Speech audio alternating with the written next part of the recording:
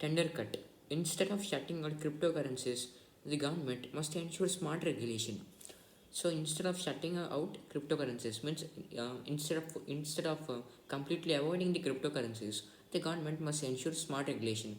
It should not completely not use them or completely ignore them or completely ban them, but the government it should ensure smart regulation.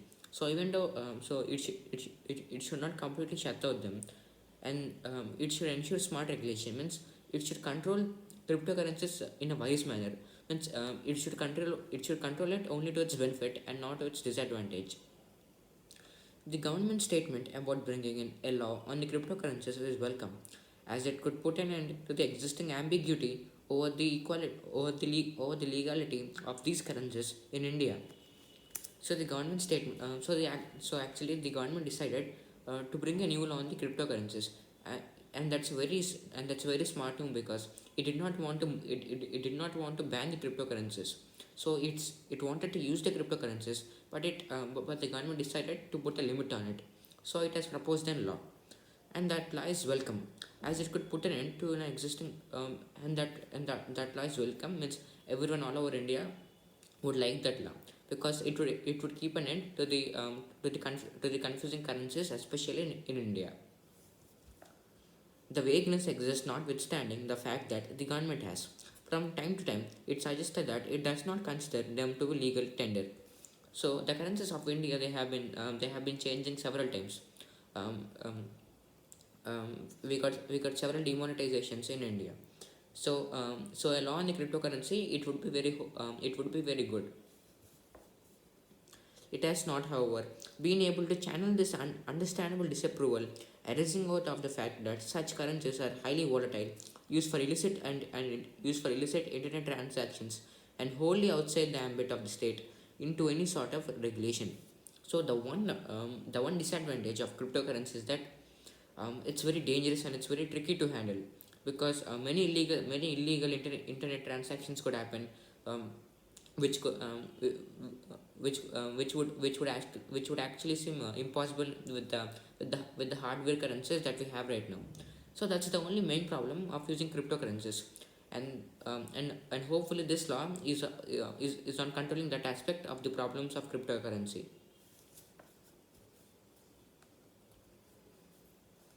In 2018, the RBI did send a circular to banks directing them not to provide services for those trading in cryptocurrencies. And also in 2018, the RBI it sent a circular, it sent a note, or it sent a message to all the banks all over India, to said that to all the banks over India, which said that those banks should not be accepting the cryptocurrencies in trade for any in trade for the money of the banks. But this was eventually set aside by the Supreme Court, which found the circular to be di- dispro- disproportionate, given that the central bank had consistently maintained that the virtual currencies were not banned in India. So that was the statement of RBI. RBI said that um, don't trade with cryptocurrencies, and immediately the Supreme Court responded, and it has said that your circular, or your message, it is disproportionate. Means it is not appropriate. It is not appropriate to totally consider what the RBI has said. So it has no proper proof, or it did not explain the reason for not accepting cryptocurrency in trade in a proper reason. So the Supreme Court has said that no, there's no such thing. The banks can accept cryptocurrencies.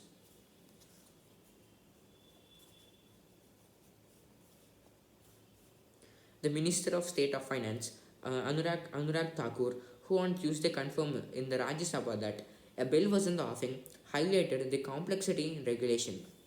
So the finance, so the finance, so the Minister of State for Finance, um, his name is Anurag Thakur. And Anurag Thakur, he confirmed that on Tuesday in Rajya Sabha, while all of the parliament together was passing a law or a bill, he has confirmed that Anurag Thakur has confirmed that this law would be very helpful, but at the same time it's very complicated. He said the regulatory bodies like RBI and SEBI and etc. also don't have a legal framework to directly regulate cryptocurrencies as they are neither currencies nor assets or securities or commodities issued by an identifiable user. So as I said, the use of cryptocurrencies, it is very complex, because it is not a hardware currency, it is not an asset, it is not an security, it is not a commodity. A commodity means something that we can use. Um, so cryptocurrency is none of this. So it's very complex to form regulations for these types of currency, and also for the regulatory bodies like RBI, SEBI, and etc. And other regulatory bodies of banks or finances in India. For all of them, um, the concept of cryptocurrencies is out of their framework. Means it is not even related to them because it's very complex. The legal ambivalence has not, however, been able to prevent cryptocurrencies from having a growing clientele in India, but the legal ambivalence has not. But the problems caused due to the hardware currencies, um, um, it had showed cryptocurrencies more attractive than the hardware currencies that we have right now. So the problems that we have right now are just too many. So cryptocurrencies could be a better option, or it may be just seem that way.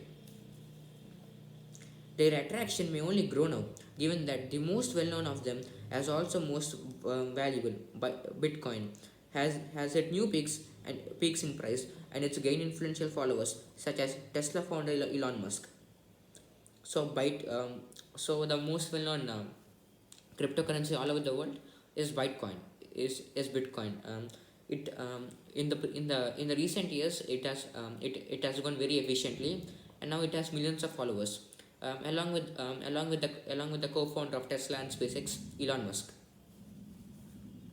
So what will the bill seek to do? Those associated with this niche but growing ecosystem will be worried about about this question the most. So what law shall we take up, or what bill will be produced? This is a very complex question because the concept of cryptocurrencies itself is incredibly complex. And this question, it would create the most concern in a person who is um,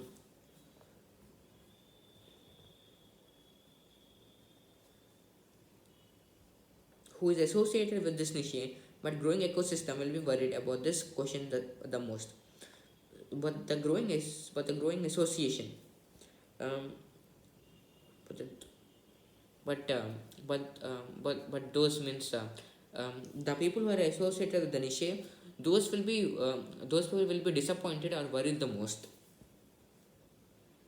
Cryptocurrency exchanges which have sprung up are reportedly lobbying with the government to make sure these currencies are regulated rather than banned outright.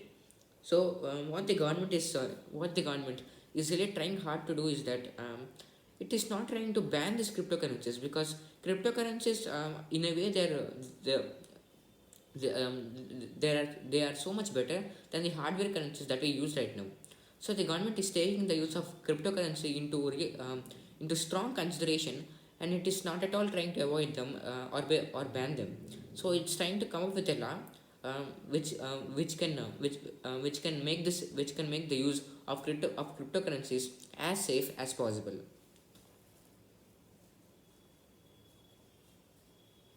Smart regulation is preferable as a ban on something that is based on a technology of disturbed ledger cannot be implemented for all practical purposes. Smart regulation is preferable means, obviously, a law which control the disadvantages of cryptocurrency is preferable, but in this case it might also be the only option for the central government, because banning everything is not actually practically possible. So it might be it might not be impossible, but it's hard to ban everything practically.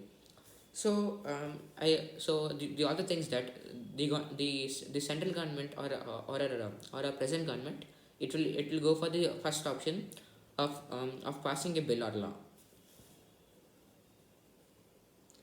Even in China, where cryptocurrencies have been banned and the internet is controlled, trading in cryptocurrencies has been low but not non-existent. As India, as an India interministerial committee found out.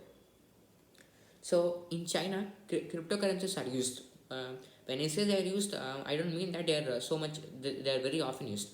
They are not used in the place of the hardware currencies, but they're still used, but very rarely. And China actually likes the use of cryptocurrencies. We should take the review of China into consideration at all cost. Despite this, and the fact that most countries studied had opted for regulation, this committee still went ahead to recommend an outright ban. So, despite the single fact that China uses cryptocurrencies very rarely, but it still uses, the rest of the research proves that almost every country uses cryptocurrency, but similar to India, all of them have decided to pass a law to smartly or wisely regulate the disadvantages of cryptocurrency. So even I think we should hope India to pass a law or a bill rather than completely banning cryptocurrencies. Of course, it is